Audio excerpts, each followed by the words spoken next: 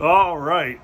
It is the first day of spring, or it was, or I don't know, whenever I filmed this. I think it was around that time. And that means Florida got colder because we don't do anything right. It's 60 degrees. If you can see my nipples, that's why I'm outside with a single layer shirt. It's single layer. And it's cold and windy, all right? Listen, 60 in Florida is cold, all right? Especially when it's windy. It was 54 this morning. Where do I live? The tundra? No. All right. Our beer today it's going to be a quick talking one because it's breezy, all right? Is Mad Manatee, IPA from Bold City Brewery. Check them out. That's in Jacksonville. Let's try them. Cold beer on a cold, windy day. Yeah, where do I live? Chicago? I was going to do a Chicago accent, but I couldn't think of it. This is a taste, as I drooled, this is a tasty IPA. This is actually really tasty. Good job, Bold City.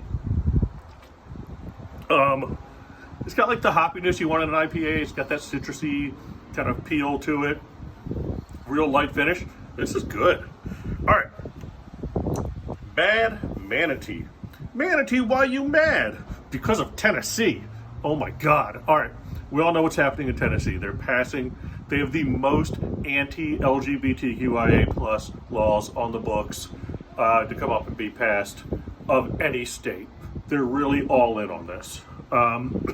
They just passed the drag law out there. And the story that everybody's talking about, and I want to focus on and try to figure out where my head's at, is Lieutenant Governor Randy McNally. Lieutenant Governor Randy McNally, if you don't know, is voting on these and passing these laws, and he's a 79-year-old man, great-grandfather, as they say, who, on Instagram and Twitter and all of the socials, follows a 20-year-old gay man named McClure, who he constantly comments on his half-clothed pictures and his sexy poses. And he puts little heart emojis on them, and he puts little fire emojis under them. And people have said, well, he's a 79-year-old great-grandfather. He may not know what emojis are, and he may not use them properly. But he did type out the sentence, "You can turn a rainy day into sunshine and rainbows." So I think he knows what words are.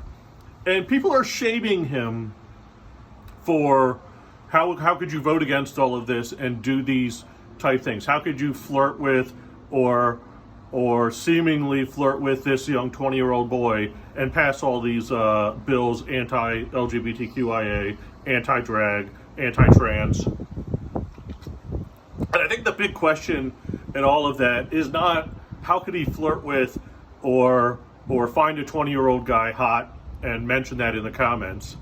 None of that matters. What matters is how could anybody promote these bills? How could anybody say this community shouldn't exist? How could anybody create bills to try to stop anybody in this community from existing? Because it's not just stopping us from doing it at bars. It's not just stopping us from doing drag where kids may see. The end goal is to stop us from existing. And the question's not how can he flirt with a 20-year-old and then do this. The question's never surprising a 79-year-old is flirting with a 20-year-old. That's how the world works. That's the least surprising part of this. I don't care that he's a great-grandfather and probably in a straight relationship. He has gay tendencies. People do.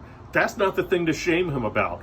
All of the shame should be on anybody who's passing the laws and aligning themselves with the laws and allowing more to be put on the books so you can have the most in the nation of any state. That's the problem. Anyway, it's a real May-December romance. I don't think it's going to work out. But, you know, shoot your shot, McNally, because... Oh, don't shoot your shot. That got a reaction. Oh, I get it, because of semen. You know, listen, the iPhone 15's coming out, and McClure may respond back one of these days, so keep hope alive.